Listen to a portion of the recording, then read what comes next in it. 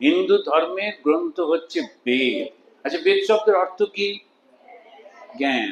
এইবার ঠিক আছে, বেদ শব্দের অর্থ হচ্ছে, এখন সেকেন্ডারি স্কুলে পরীক্ষা চলছে, সুতরাং এখন সবসময় পরীক্ষার মুডে আছি আমরা। বেদের বেদের মানে হচ্ছে জ্ঞান। তো হিন্দু ধর্মের সৃষ্টিটা কিসের থেকে? জ্ঞানের থেকে। আমাদের এমনি কোনো দেবতা নেই, কিন্তু প্রচুর দেবদেবী। কেন? আমরা দেবদেবী জানি আমাদের ইচ্ছা অনুযায়ী তারা রূপ ধারণ করছেন। আমি যেমন তাকে দেখতে চাই তেমন ভাবে তিনি রূপ ধারণ করেন। তো সেই কারণেতে এত রকমের দেবতা দেবী, সমস্ত দেব দেবী যত আমরা দেখি, যে হিন্দু ধর্মের কত রকমের ৩৩ কোটি দেব দেবী আছেন না। এখন আবার একটু বেড়েছে হয়তো, আমাদের ওই লিস্টে নেই, কিন্তু ৩৩ কোটি দেব দেবী থাকা সত্ত্বেও আমরা কিন্তু মূর্তি পুজো করি না।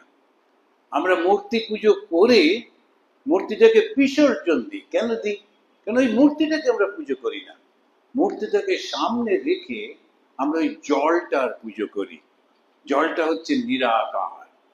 সেই নিরাকারকেই আমরা আহ্বান করি যে তুমি দুর্গা রূপে আমার সামনে এসো।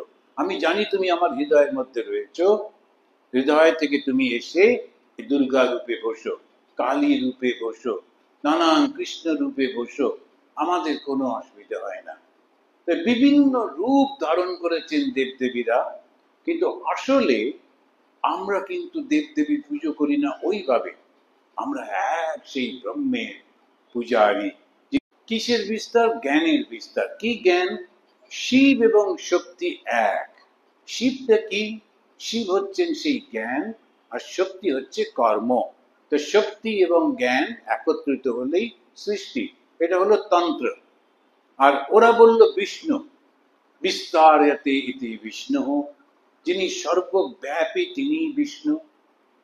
আর বেদ কি বলল? ব্রাহ্মণ। ব্রাহ্মণ মানে কি? ওই একই বিস্তার। তাহলে তিনটে, হিন্দুদের যে তিনটে রাস্তা রয়েছে, রাজপথ, বেদান্ত, তন্ত্র আর বৈষ্ণবিজম, তিনটেই কিন্তু বলছে সর্বব্যাপী সেই চৈতন্যই হচ্ছেন আসল। কিন্তু চৈতন্য সর্বব্যাপী হলে তো আমরা ধরতে পারি না, না? ওই জন্য ওটাকে ছোট করা হয়েছে। বেদান্তবাদীরা তারা ওটাকে ওম করে দিয়েছেন, বলছেন ওম ইতি ব্রহ্ম, ওমের উপর ধ্যান করো।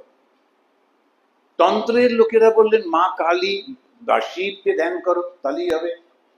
বৈষ্ণবরা বললেন কেন? কৃষ্ণ রয়েছেন, রাম রয়েছেন, স্বয়ং বিষ্ণু রয়েছেন, ওদেরকে সে করো, তাহলেই হবে। এরকম এইটা হিন্দু ধর্ম। কত রকমের না, কিন্তু সবাই নিয়ে যাচ্ছে কোথায়? মাও যদি এসে বসেন, হ্যাঁ